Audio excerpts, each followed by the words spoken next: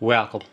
Today we're going to be making a recipe that is truly near and dear to my heart, and that's stuffed apples. This is something that as a kid I remember eating. I remember my mom making, and I absolutely loved stuffed apples as a kid. Sadly, before she passed, she didn't pass on a recipe to me about how to make stuffed apples, but to be honest, it's so easy to make that I don't really, maybe that's why there's no recipe to pass on.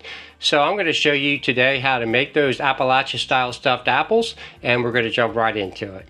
So the first thing you want to do is go ahead and preheat your oven to 350 degrees, and I'm doing that right now. The next thing is you're going to need, for my recipe at least, you'll need between 6 and 8 good cooking apples, good bacon apples. And so as I said, I use right now I'm using Crimson Gold. I have a local orchard down the road that they grow these among many others, and I love them for bacon. They just seem to really hold up well.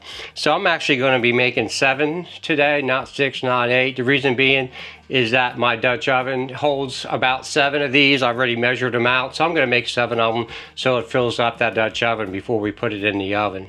So I'm going to move these apples out of the way, and we're going to go ahead and make our apple stuffing. So for the apple stuffing, it's just pretty much what you like. As I said, this recipe is something I came up with. This is what I like, and again, just adjust it to what you want. So for the stuffing, the first thing you need is some kind of dried fruit that you're going to be stuffing the apples with.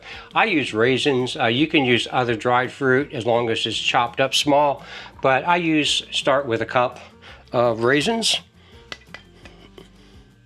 And just make sure they're loose. If they're clumped up from the box, just make sure they're loose, because what's going to happen as you cook up your apples, they're going to plump up and they're going to be really good. So the next thing you want to add is about 3 tablespoons of brown sugar. That's about what I use. Just going to dump that in here, and we're going to be mixing this up here a little bit more, but let me just get it started. Next thing I do is I always like cinnamon in my apples. So I'm using about 2 teaspoons of cinnamon, ground cinnamon. So I'm just going to dump that in. So just go ahead and mix that up here.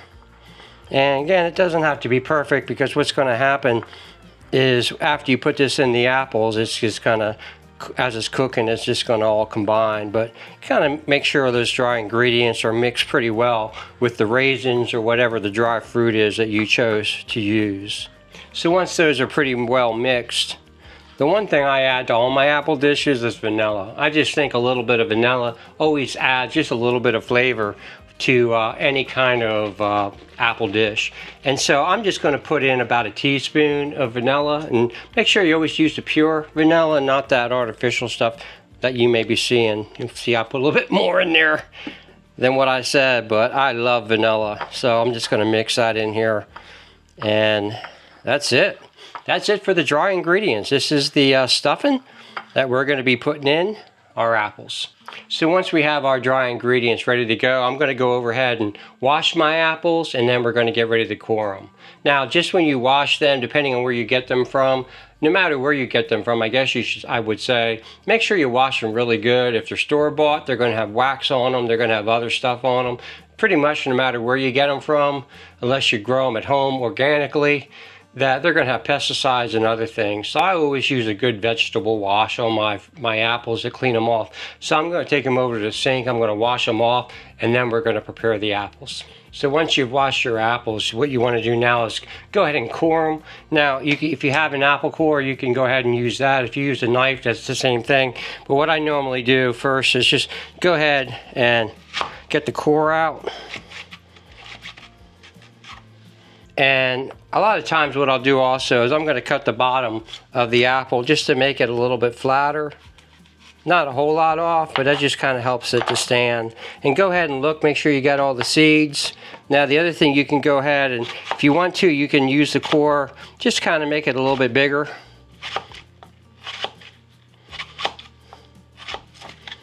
And that's pretty much it. So again, if you have an apple core, you can do that. If you don't, just go ahead and use a knife. And so I'm just going to go ahead and do the rest of them. So once I've cored all my apples, I just go and do a double check, make sure that I got all the seeds out of them. and that they all look pretty good. And again, it's not rocket science. Pretty much you just want to make sure that you got a nice hole for the filling, and also you got all the seeds out. So that's pretty much it. So I'm going to clean this up, bring the Dutch oven over, and we'll go to the next step. So once you have your apples cored and prepared, next step is just to bring your Dutch oven over. And now you're going to see why I'm making 7 apples, because I pre-measured here and I found inside my Dutch oven with the size of these apples, it holds 7 quite well. And if you can see that, I'm going to share a picture so you can see what it looks like. But pretty much that's what you want to do. And again, if you have going to make less than that, you don't have to fill up the whole pan. That's one reason why we cut the bottoms flat so they don't fall over. But go ahead and put them in your Dutch oven. And then once you put them in your Dutch oven, now that you have your stuffing mixed, you're just going to go ahead and get a small spoon and just go ahead and start filling up your apples.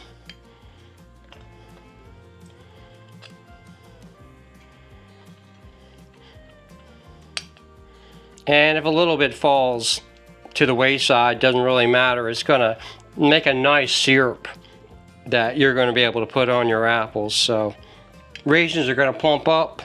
So even if it's not completely full, it's going to fill by the time they're done cooking. So I got a few left here, so let me just get the rest of these in here.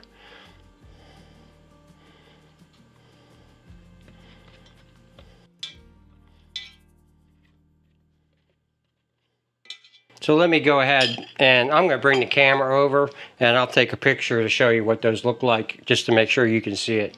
So after you've filled up your apples with the stuffing, you want to top them off with about 1/4 tablespoon of butter. And it's pretty easy to do. When you buy butter, for the most part, you know, you can cut it off and cut it in tablespoon allotments. And what I do is cut off a tablespoon, I'll cut it in quarters, and that's a really easy way to get 1/4 tablespoon of butter. So you just want to go ahead and just grab with my fingers here, about 1 tablespoon of butter on each one. What that does is it caramelizes the apple a bit, adds a little bit extra flavor, and I don't know, it just makes it taste better. So I always top mine off with butter. Now the last step is we're going to put apple cider in here with the apples. The reason being is we're going to put the lid on the Dutch oven here. When we put it in the oven, we're going to cook it for about an hour.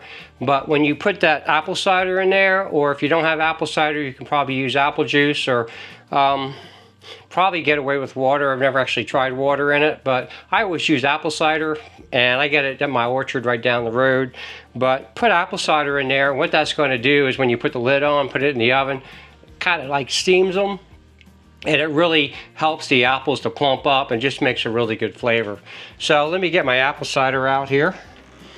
Just got this yesterday, and I don't know, I usually put about, it's probably about 1 cup or so of apple cider in here, and you just want to make sure, I'd say about, it might be a little more than 1 cup. I do this just to make sure that the bottom of the apples are covered, and then what that's going to do, that's probably more than about 1.5 cups or so. So after we put the apple cider in, we're going to put the lid on, put it in the oven. Usually takes about an hour for these apples to cook up. What I may do about 45 minutes in, I'll just take a gander to make sure they're looking good, but that's pretty much what the next step is. So let me go grab the lid and we'll stick it in the oven. So our Appalachian stuffed apples have been cooking for about an hour, so let's pull them out and see if they look as good as they smell.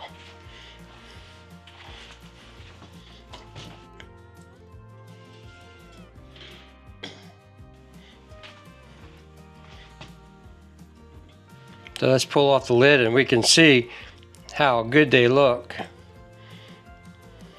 So they look as good as they smell. So I'm going to give them a minute here, and then I'm going to put them on a plate. So while the stuffed apples were cooling down a bit, I went ahead and just made some whipped topping. Whipped topping is so easy to make. 3 ingredients, heads and shoulders above anything you can buy in the store, and it doesn't have all those chemicals in it. So here I have one of the apples that we made, and I'm just going to take a little bit of that whipped topping just to put a little bit on top. And let me just take a quick bite.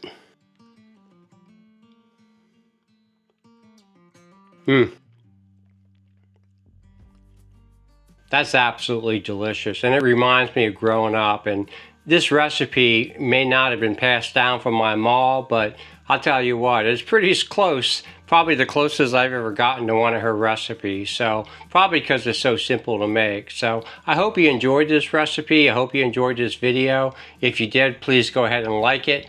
If you haven't subscribed already to the channel, please go ahead and subscribe. I try to focus on historic recipes, mostly in Appalachia, sometimes Pennsylvania Dutch, sometimes Southern. They all come together more or less.